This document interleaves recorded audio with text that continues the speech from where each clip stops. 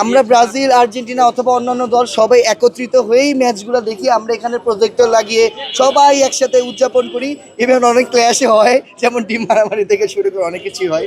সেই ছোটবেলার কথা মনে পড়ে যায় এই টুর্নামেন্টের সময় শুধুমাত্র। 2009-10 সেই এসএসসি ব্যাচ, ভাইয়াদের এখানে আরও বড় ভাইয়া সিনিয়র ভাইয়ারা আছে যারা 2005-এর ব্যাচের, কিছু আছে 2000 ব্যাচের, তারা আছে নাকি আরও আগের ব্যাচে, 2000-এর আগের ব্যাচে। তো কি হচ্ছে, আমাদের জন্য কিন্তু একটা রিইউনিয়ন হচ্ছে এটা, তাই না? যে আমরা সবাই একত্রিত হচ্ছি, সেই আগের স্কুল লাইফের মজা সেই এখানে এসে সবাই একসাথে অবজার্ভ করতেছি, বিষয়টা এরকম আর কি। আমাদের কোনো হেটের কোনো ভাবনা নেই, আমরা সবাইকে ভালোবাসি, আমরা আমাদের দলকে আরও বেশি ভালোবাসি।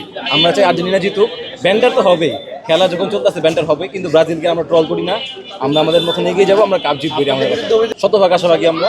এবারও আমরা চাই আর্জেন্টিনা জিতুক, মেসির প্রতি ভরসা আছে, পুরো টিমের প্রতি ভরসা আছে। গত বছরের 17 জন প্লাস 19 জনের মতন আমাদের গত সিস্টেমেরই প্লেয়ার, এবার নতুন কিছু প্লেয়ারও যোগ হয়েছে, তরুণ প্লেয়ার।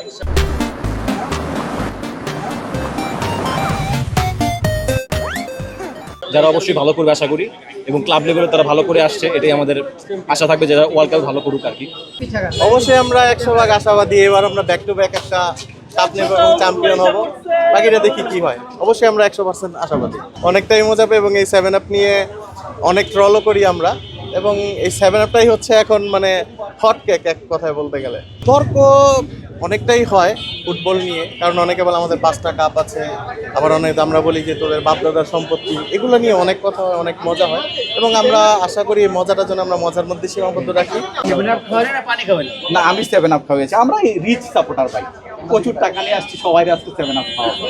তো আসলে ওই যে যেই স্বাদগুলোর কথা বললেন, এই স্বাদগুলো আসলে সবসময় ধরেই নেবেন, এটা একটা অ্যাক্সিডেন্ট।